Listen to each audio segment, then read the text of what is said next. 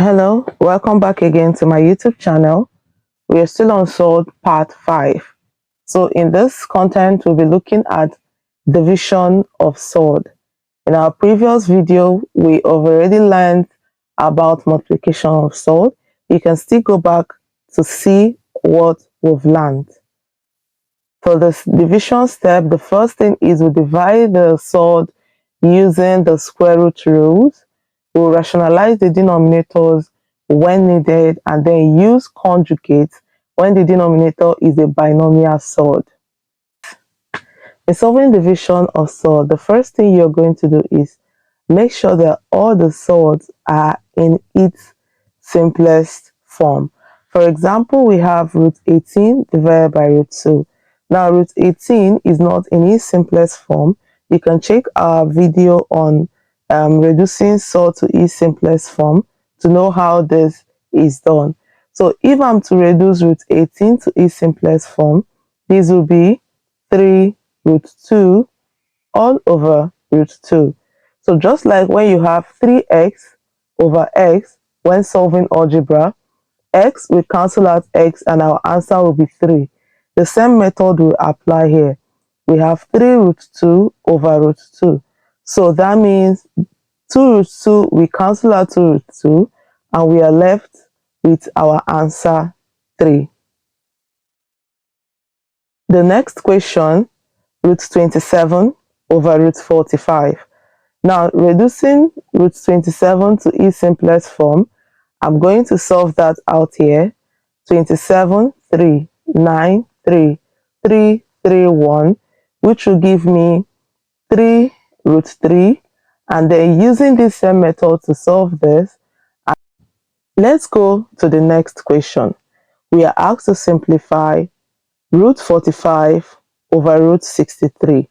Now, the first thing I'm going to do is I will make sure that this is in its simplest form. So how am I going to do that? I'm going to come over here and have root 45. Now, I'm doing this for the sake of those seeing this video first before seeing our previous video on how to reduce surd to its simplest form. Now, 3 here will give me 15. 3 here is 5 and 5 is 1. So when I group, I will now have 3 root 5 and this one will give me 3 root 7. That is when you apply this same method. So what will happen? 3, we cancel out 3 and then I have root 5 over root 7. But I can't leave my answer like this. Why? Because I have a surd or an irrational number as my denominator. So what will I do at this point? I will rationalize, meaning I'll multiply this, my fraction here, by the denominator. So that means I'll have times root 7, and then I will have times root 7. Multiplying, I have 5 times 7 will be root 35 all over root 7 times root 7 will be root 49, and this will give me root 35. The square root of 49 is 7. Am I done? Yes, because 35 is in its simplest form, and therefore this is my final answer. Now we have the last question, and the last question is 12 divided by 2 root 3. Okay, then we have 12 divided by 2 root 3. What am I going to do? I'm going to divide the whole numbers because they are divisible. I'll have 2 here 1 and 2 here is 6. So therefore, my answer is 6 over root 3. Should I leave my answer like this? No.